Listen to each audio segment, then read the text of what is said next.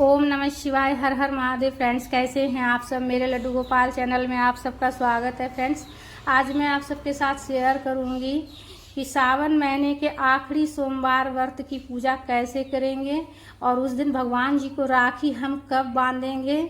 इसलिए कि भद्रा लग रहा है, रक्षाबंधन वाले दिन 19 अगस्त को भद्रा लग रहा है।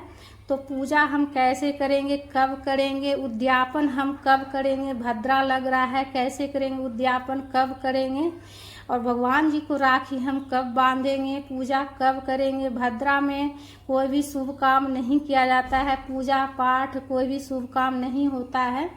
तो भद्रा में जो है ना हम कैसे करेंगे, भद्रा लग रहा है। तो भद्रा देखिए फ्रेंड्स, 18 तारीख से ही भद्रा लग जाएगा। 18 तारीख को रात में ही भद्रा लग जाएगा। फ्रेंड्स, रात्रि में जो है ना 2:21 से भद्रा शुरू हो जाएगी और उसका समापन जो है ना 19 अगस्त को 1:24 तक मतलब रहेगी भद्रा।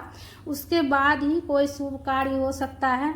तो सोमवार का जैसे हम व्रत करेंगे तो पूजा कैसे करेंगे, तो देखिए उस दिन जो है ना आप व्रत अगर करते हैं तो देखिए उपास तो रहना है, पूरे दिन व्रत ही रहना है। तो आप जो है ना 1:24 के बाद जो है ना भोले बाबा का पूजा कीजिएगा। और भोला बाबा के अगर घर में पूजा करते हैं तो एक चौकी लगा लीजिएगा, उस पर शुभ कलर के कपड़े का आसन दे दीजिएगा, बेलपत्र का आसन देकर शिवलिंग को विराजित कर लीजिएगा। और पंचामृत से या फिर दूध से, दही से आप अभिषेक करते हुए स्वच्छ जल में गंगा जल मिला लीजिएगा और अभिषेक कर लीजिएगा। अभिषेक करने के बाद जो है ना फिर बेलपत्र का आसन देकर शिवलिंग को विराजित कर लेंगे।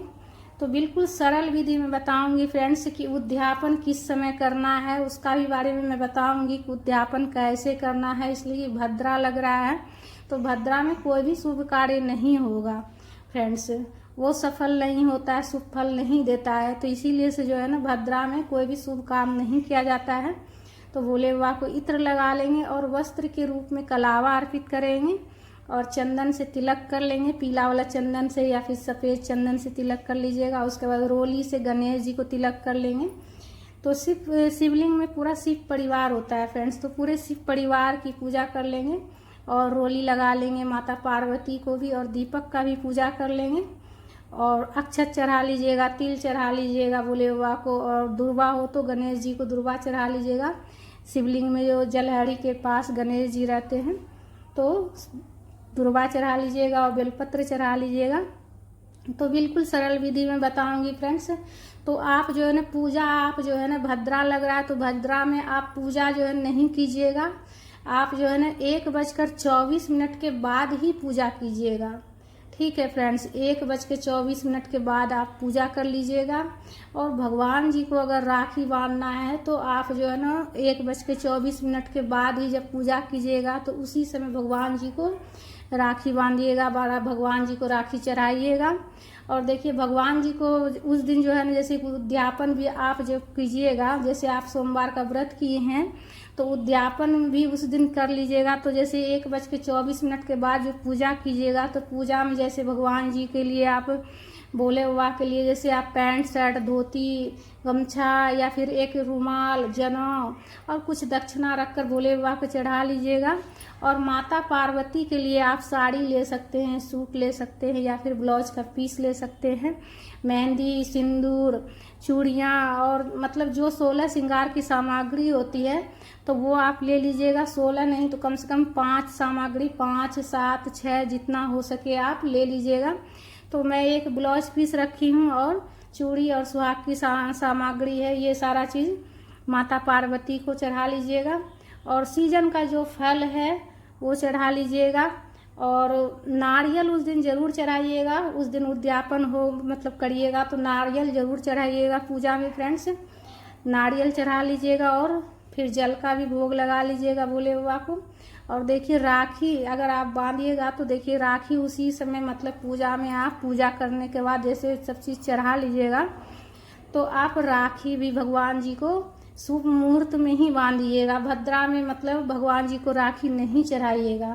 भगवान जी को भी जो राखी बांधिएगा, राखी चढ़ाइएगा तो आप शुभ समय में ही चढ़ाइएगा, पूजा भी शुभ समय में ही कीजिएगा फ्रेंड्स।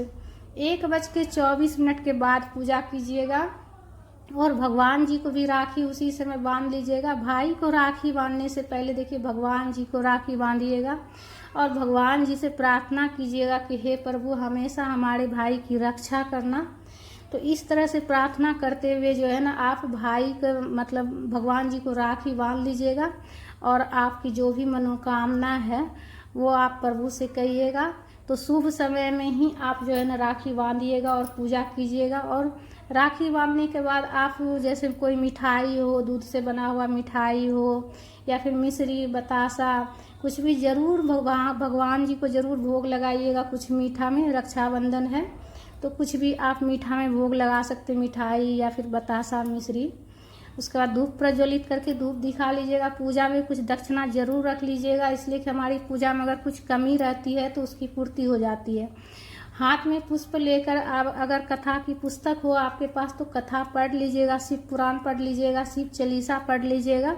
उसके बाद देखिए कपूर से आरती कर लीजिएगा या फिर आप दीपक प्रज्वलित करके भी आरती कर सकते हैं फ्रेंड्स, या फिर सिंपल बिल्कुल सरल विधि से आप जो है ना कपूर से भी आरती कर सकते हैं। तो सबसे पहले गणेश जी की आरती गाते हुए आरती कर लीजिएगा, फिर भोले बाबा की आरती गाते हुए आरती कर लीजिएगा।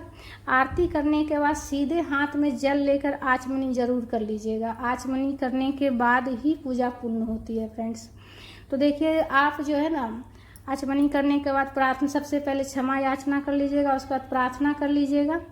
तो देखिए जो भी पूजा में हम सामान चढ़ाए हैं, जैसे सामान चढ़ाइएगा उस दिन लास्ट सोमवार के दिन, तो जो सुहाग की सामग्री चढ़ाइएगा, भोले बाबा का जो भी चीज़ चढ़ाइएगा वस्त्र में और जनेऊ वगैरह, और जो फल चढ़ाइएगा, नारियल चढ़ाइएगा, ये सब जो है ना आप किसी पंडित ब्राह्मण को, और जो सुहाग की सामग्री है वो किसी पंडितायन को, ब्राह्मणी को दान कर दीजिएगा। तो इस तरह से आपका उद्यापन हो जाएगा। सोमवार व्रत का उद्यापन आप इस तरह से सरल विधि से कर सकते हैं।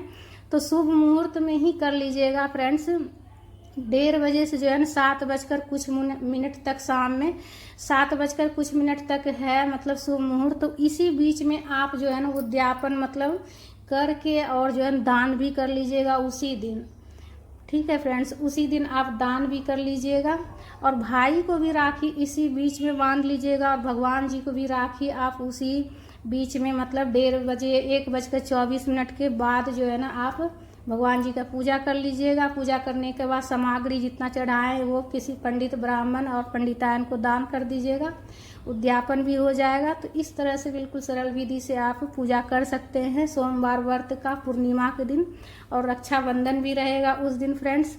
तो फ्रेंड्स हमारा ये वीडियो आप सबको कैसा लगा? अगर अच्छा लगा तो लाइक ज़रूर कर लीजिएगा और हमारे चैनल पर अगर नए हैं तो सब्सक्राइब ज़रूर कर लीजिएगा। और कमेंट में हमेशा की तरह हर हर महादेव, ओम नमः शिवाय का जयकारा ज़रूर लगाइएगा फ्रेंड्स। पूजा की चौकी भी जो है ना आप पूजा करने के बाद जो है ना उसी दिन आप पूजा की चौकी उठा सकते हैं फ्रेंड्स। शाम तक उठा लीजिएगा, शुभ मुहूर्त में ही उठा लीजिएगा।